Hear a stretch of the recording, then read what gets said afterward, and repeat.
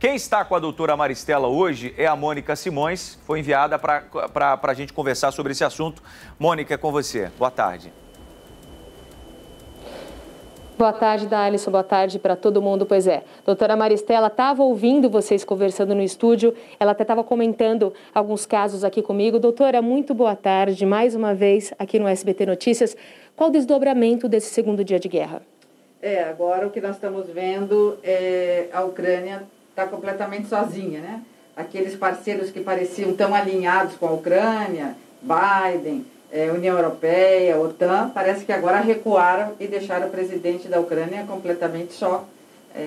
O presidente Biden disse ontem, não mandarei nenhum soldado. Quer dizer, isso é uma das mais altas traições que se pode fazer a um parceiro, a um irmão, como eles diziam, né, os nossos irmãos ucranianos. Então, nesse momento, o presidente da Ucrânia está no ostracismo, né? Ele vê que os aliados, na verdade, não são tão aliados, que ele foi usado para fazer ali um braço de ferro contra a Putin e ver até onde Putin ia, e Putin mostrou que está para ele, ele quer tudo, né? Então, em nome do querer tudo, nada menos do que tudo, para mim, ele foi e fez o que ele tinha dito que faria. Então, nesse momento, o presidente da Ucrânia está só. Ele vê que as tropas russas estão próximas e, a qualquer momento, as tropas russas chegam no palácio do presidente. Então, nesse momento, como vocês mesmos disseram, ele pediu para negociar com a Rússia. O que vai acontecer agora? Se a Rússia chegar mesmo no palácio do presidente, não vai matá-lo, como se fazia no passado, né? O que os russos vão fazer é negociar com ele, ou seja, o que o presidente da Ucrânia deverá fazer é negociar. O que ele pode negociar? Uma anistia, né?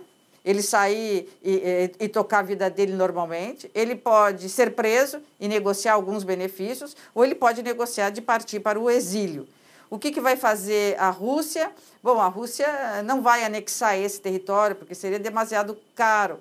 Muito provavelmente o Putin vai, então, destituir esse presidente, que vai sair preso, vai sair anistiado, vai para o exílio, e vai colocar ali alguém da confiança do governo moscovita. Putin vai colocar alguém para, então, agora ser interinamente presidente da Ucrânia. E, como ele já disse, Putin, ele vai depois negociar, né, as eleições, porque, como ele mesmo diz, os ucranianos que ficarem na Ucrânia têm todo o direito de escolher o seu próprio destino. Então, aí, nós vamos ter um período de transição para eleição, seja lá de que forma for, a moda moscovita, talvez a eleição de um outro presidente. Mas, no contexto entre os dois países, esse é o cenário que se prevê. Outra coisa é o cenário ali regional e internacional, né? Como é que o Ocidente vai responder, como é que a OTAN vai responder ao fato de que Putin anexou um território que era um país independente. Aí é uma outra conversa, já é um outro momento.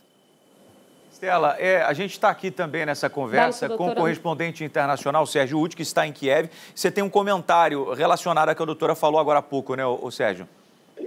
Exato. A professora falava há pouco sobre essa assistência ou a não assistência, né, de países europeus, dos Estados Unidos à Ucrânia. O presidente Volodymyr Zelensky, ele tinha um telefonema agendado hoje com o primeiro-ministro italiano Mario Draghi, e esse telefonema acabou não acontecendo porque a situação no momento para o presidente ucraniano era muito tensa. Havia 3 pontos de um confronto muito grave em Cherniv, Hostomel e Mariupol no momento dessa conversa. Esse telefonema teve que ser, obviamente, na verdade ele não aconteceu, o italiano achou ruim e o presidente ucraniano publicou a seguinte mensagem na internet: na próxima vez eu vou mudar ali a agenda da guerra para conversar com o italiano. Naturalmente fazendo uma ironia, dizendo ali que ele está numa situação muito delicada e que não pôde naturalmente atender o telefonema do italiano naquele momento. Isso diz muito sobre esse clima de insatisfação do presidente da Ucrânia com alguns líderes europeus nesse momento, né, em que a Ucrânia precisa de tanta ajuda para lutar contra a Rússia. Sem dúvida, você trouxe um aspecto importantíssimo. Talvez seja das maiores traições da história geopolítica internacional pelo menos no pós-guerra, né? Na geopolítica contemporânea, porque e isso também revela um pouco a inexperiência do presidente da Ucrânia, que não era um homem da política, era um homem com uma outra formação, era um artista, quer dizer, um homem dado a sensibilidades, ele não foi cunhado, ele não foi forjado nessa política nem interna e muito menos internacional. Então ele confiou demasiadamente, porque todos os indícios, e não eram indícios, eram movimentos contundentes de Putin, de que ele invadiria, ele estava pronto a invadir a Ucrânia. Então, esse presidente ucraniano, ele, de boa fé, né, com base no fair play, que os americanos pregam tanto, ele confiou que ele não estava sozinho. Mesmo não sendo um membro da OTAN, ele contava com a amizade da OTAN, com o companheirismo da OTAN.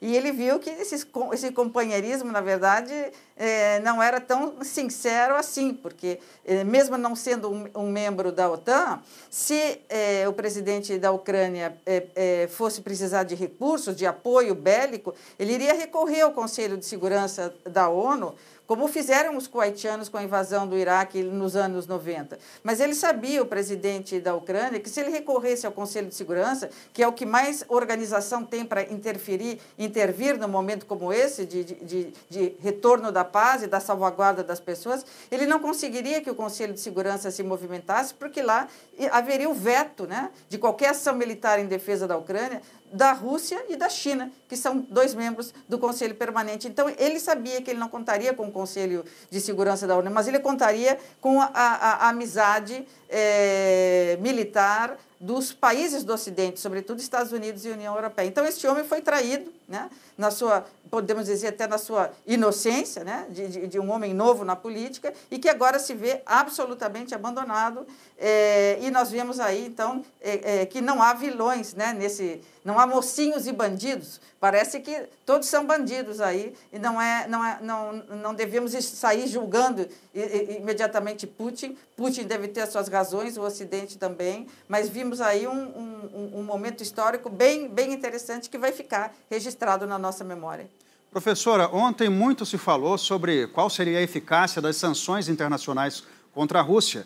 E agora parece que eles deram um passo além, né? Que eles estão querendo congelar bens do próprio Putin no exterior e do ministro das Relações Exteriores, o Sergei Lavrov. A gente sabe que, historicamente, tem muitos russos com bilhões no exterior. A situação do Putin não dá para saber, até porque há uma dificuldade muito grande de obter esse tipo de informação na Rússia, mas a senhora acha que esse tipo de pressão agora pessoal sobre o Putin pode causar um efeito que as outras sanções não causaram? Essa é uma questão difícil, mas examinando um pouco o perfil psicológico do presidente Putin e a sua história, né? Quer dizer, foi um rapaz forjado dentro da KGB, que chega no poder nos anos 2000, olha, nós estamos falando dos anos 2000, início dos anos 2000, ele está há muito tempo no poder.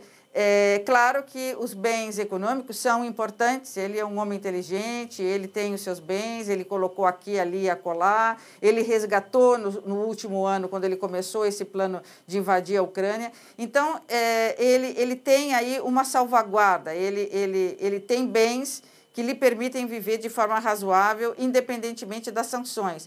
Mas, não obstante isso, ele busca um patrimônio muito maior do que o econômico, o de bens móveis ou imóveis, ou o capital que ele tem guardado em algum lugar.